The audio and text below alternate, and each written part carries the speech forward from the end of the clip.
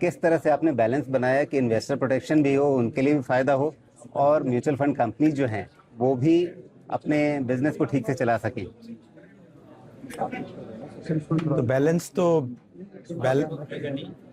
Balance बनाने के लिए जो सुझाव हमें आए थे कि उसमें क्या दिक्कत आ सकती है जो इनिशियल प्रपोजल में, तो स्ट्रक्चर ऑफ द प्रपोजल हमने उसको रखा। जो पारदर्शिता चाहिए, जो टैक्सेस को अलग से ले जाना, जिसमें कुछ बीच में थे कुछ बाहर थे, उसकी बजाय सबके टैक्सेस और स्टैट्यूटरी लेवीज को बाहर रखना, उस स्ट्रक्चर को इंटैक्ट रखा है।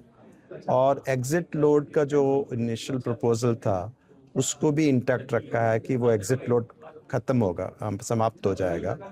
और बाकी की जो हमारे कुछ प्रपोजल्स थे स्लैब में, टेलीस्कोपिक जो सिस्टम है उसको भी इंटैक्ट रखा है, लेकिन कुछ एडजस्टमेंट स्लैब में की हैं, जिससे कि जो इंसिडेंस है वो एक तरफ से जो एग्जिट लोड का इंसिडेंस तो सब में पड़ेगा ही, लेकिन बाकी का इंसिडेंस उसमें न पड़े जी। और इंस्टीट्यूशनल ब्रोकिंग, जो ब्रोकिंग इंडस्ट्री है, उसके जो सेल साइड रिसर्च की जो इम्पोर्टेंस है उसको देखते हुए उसमें एक मिडिल पाथ हमने अडॉप्ट किया है। जी सर, अभी जो म्यूचुअल फंड्स का रेगुलेशन है उससे इंडस्ट्री के पर्सपेक्टिव से आपने बता दिया, एक इन्वेस्टर के पर्सपेक्टिव से कितना फ़ायदा होने की उम्मीद है?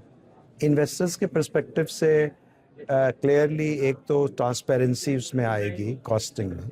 फ्यूचर में यदि टैक्स चेंजेस होते हैं, टैक्स रिडक्शंस होती हैं, तो वो इमीडिएटली उनको पास ऑन हो जाएंगी, क्योंकि वो टीईआर से बेस रेशो से अलग हो गई हैं। तो कुछ भी लेवीज या उसका फर्क पड़ेगा, ट्रांसपेरेंटली सब लोगों को देखेगा। मार्केट में ट्रांसपेरेंसी आने से ये भी पता चलेगा कि एक्चुअली वो उन ग्राउंड्स पे इंसिडेंस उनकी कितनी है।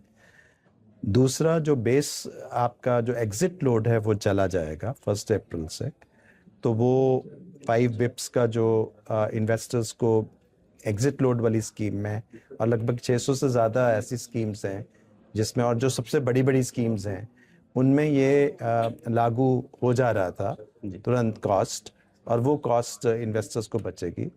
इसके अलावा मार्जिनल कहीं पे हुआ है, और ब्रोकरेज में जो सीलिंग है हमारी वो 12 पैसा विद टैक्स से 6 पैसा, 12 पैसा इंक्लूसिव ऑफ टैक्स थी जो, वो अब 6 पैसा exclusive of tax. So there will be obviously a gain of about 2.5 to 3 paisa to the investors.